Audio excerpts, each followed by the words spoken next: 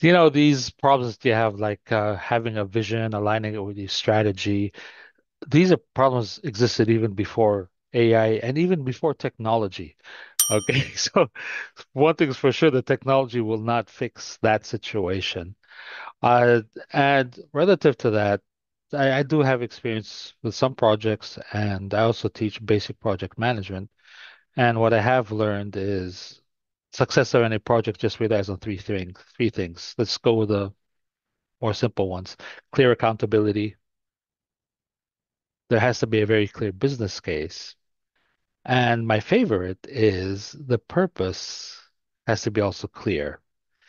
And when I teach project management courses, I one of the first questions I ask is, how many of your projects are in trouble right now simply because the purpose is not understood the same way?